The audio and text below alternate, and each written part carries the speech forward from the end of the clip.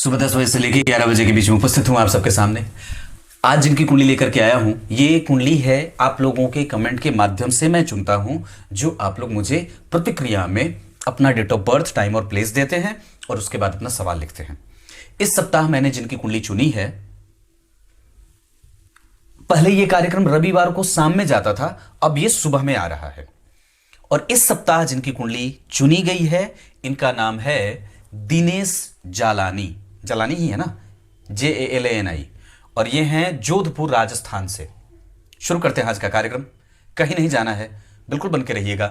Mean लग्न की कुंडली लेके बैठे हैं भगवान, और चंद्रमा लग्न में और गुरु लग्न में। लग्न बलवान होगा और लग्न के चौथे भाव में मिथुन राशि का निर्माण हो रहा है, जिसका अधिपति पंचम भाव में बैठा है और पंचम भाव का अधिपति लग्न में गुरु की दृष्टि उच्च की। यह व्यक्ति शिक्षकीय क्षेत्रों से युक्त है, योजनाबद्ध तरीके से काम करने वाला है। चंद्रमा की स्थिति बहुत अच्छी बनी है, शुभ ग्रह बने हैं। धन भाव में नीच के शनि, जिनका नीच भंग मंगल और सूर्य दोनों मिलकर के कर रहे हैं केंद्र में होकर के। चतुर्थ स्थान के शुक्र, जो अष्टम भाव के अधिपति होने के साथ साथ तृतीय के हैं, ये व्यक्ति की मेहनत बढ़ा रहे हैं। हालांकि चतुर्थ भाव से शनि की दृष्टि और मंगल का संबंध होना, पर मंगल यहां नीचाभिलाषी, सूर्य यहां पे व्यक्ति को सरकारी नौकरी, सूर्य मंगल शुक्र का प्रभाव दशम स्थान पे, दशम भाव के अधिपति लग्न में और धन भाव के अधिपति का लग्न में या केंद्र में आना धनवान योग बनाएगा। पंचम भाव में अकेले बुध व्यक्ति को टाइम पे भूलने की बीमारी दे देते हैं और राहु दशम भाव पे दृष्टि डाल रहे हैं, इस वजह से इसे बुद्धिमान और दिमागी बना देंगे। भाग्य भाव के अधिपति का चतुर्थ में आना, चतुर्थ भाव में अष्टम भाव के अधिपति का आना और सूर्य का बैठना, जो रोग भाव के अधिपति हैं, यहां व्यक्ति को कई बार उच्च शिक्षा के क्षेत्र में, माता पिता की सेवा करने के मामले में, अपने पूर्वजों के आशीर्वाद को प्राप्त करने के मामले में और श्रेष्ठ व्यक्तित्व के निर्माण में सहायक होंगे।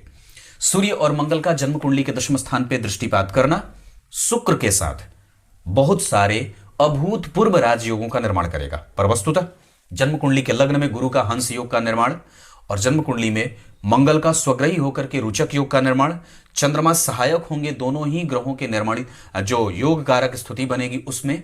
और इस आधार पर व्यक्ति की कुंडली में चंद्रमा, व्यक्ति की कुंडली में मंगल, व्यक्ति की कुंडली में सूर्य, व्यक्ति की कुंडली में गुरु, इन सब की दशाएं यहां भी बहुत अच्छी देखी जा रही है। मंगल उच्च के, चंद्रमा स्वग्रही, शुक्र स्वग्रही, ये बहुत अच्छी स्थिति। सूर्य और शनि कभी कभी मतभेद दाम्पत्य में आएगा।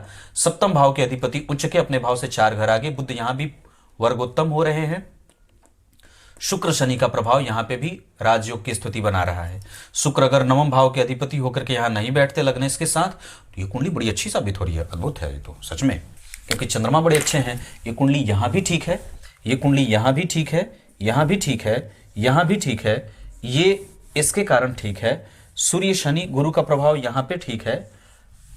नारायण के भक्त के मामले में भक्ति, पूजा पाठ, दार्शनिक चिंतन, आध्यात्मिक उन्नति, थोड़े बहुत मतभेद। यहां पे बुध का बैठना, नवम भाव के अधिपति का यहां बैठना, लग्न के अधिपति का यहां बैठना, ये व्यक्ति के कर्म क्षेत्र में, अभी आपकी कुंडली में बुध की दशा चल रही है और इसमें आएंगे सूर्य। नौकरी का योग इस साल के अक्टूबर से बनेगा और लगातार आपको नौकरी 27 के जनवरी तक करने का योग है। वैसे आपकी कुंडली में 29 के बाद 31 तक एक बार फिर से बहुत अच्छा योग बनेगा। ये 2 आपको पूजा करने की आवश्यकता है। वैसे ग्रह सारे बहुत अच्छे हैं। शुक्र बहुत बढ़िया बैठ रहा है दिग्बली होकर के। गुरु लग्न में उत्तरा भाद्रपद नक्षत्र में बैठे हैं, अपने नक्षत्र का प्रभाव शनि का दे रहे हैं। शनि जन्म कुंडली में अश्विनी नक्षत्र के हैं और नक्षत्र के अधिपति केतु जन्म कुंडली में 12वें हैं।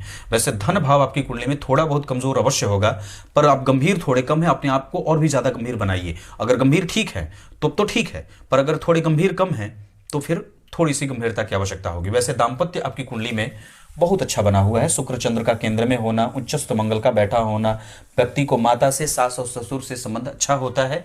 राहु आपकी कुंडली में 6वें भाव में बैठे हैं, विषम संख्या की राशि में, खराब नहीं होता।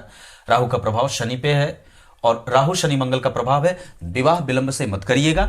विवाह जब कभी भी करना होगा तो मिथुन, मीन और कन्या राशि की जातिकाएं ठीक रहेंगी।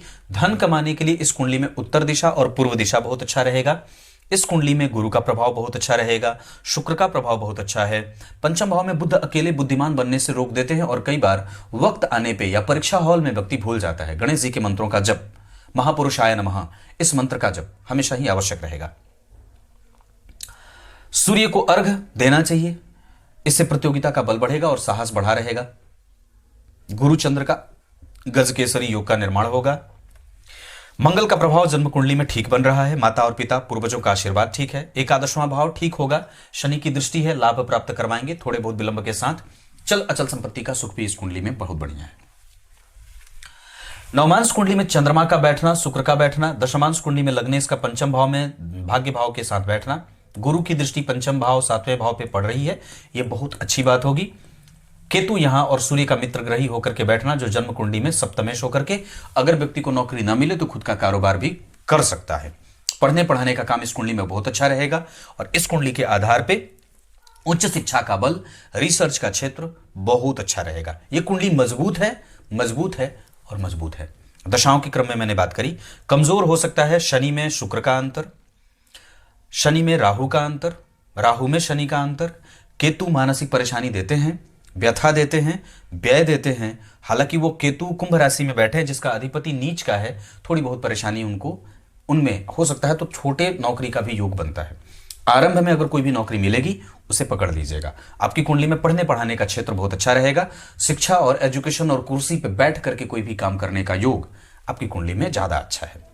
संतति वगैरह में थोड़ी बहुत परेशानी ये बुध अकेले बैठे हैं इस वजह से दे सकते हैं। पर चतुर्थ पंचम भाव के अधिपति के साथ गुरु का बैठा होना और पंचम भाव पे गुरु की दृष्टि लाभ प्राप्ति का योग बनाएगी। अब आप लोगों को मैं आगे बढ़ के बताऊं, इस कुंडली में गुरुवार का दिन और 3 नंबर की संख्या मतलब 3 तारीख बहुत अच्छी रहेगी। इसके अतिरिक्त मित्रता वृश्चिक और कर्क वालों से बहुत अच्छा रहेगा। इसके साथ साथ वाणी पे कंट्रोल करने की आवश्यकता होगी। निश्चित रूप से आपका व्यय बिल्कुल ठीक है। चल अचल संपत्ति का सुख बहुत बढ़िया है और यह दशा भी ठीक ही जा रही है। पर बुध के शत्रुग्रही होने के कारण और इस भाव के अधिपति के लग्न में बैठे होने के कारण व्यक्ति में शिक्षा का क्षेत्र बहुत ही अच्छा देख रहा हूं। पर यह बुध व्यक्ति के दिमाग को कभी कभी असंतुलन में लेके जाएंगे और कई बार उसके व्यवहार जगत में जो स्थिति बनती है उसको थोड़ी सी कमजोरी दे सकते हैं। अष्टम भाव का संबंध चतुर्थ भाव से बनना ये थोड़ा ठीक नहीं होगा। 12वें भाव का संबंध धन भाव से बनना थोड़ा धन से संबंधित समस्याओं को देने वाला हो सकता है। ऋण भाव के अधिपति का चतुर्थ में आना, चतुर्थ के अधिपति का पंचम में जाना, ये एक अच्छी बात होगी जो कई प्रकार के योगों का निर्माण करेगी, जो जातक को नौकरी देने वाली बनेगी।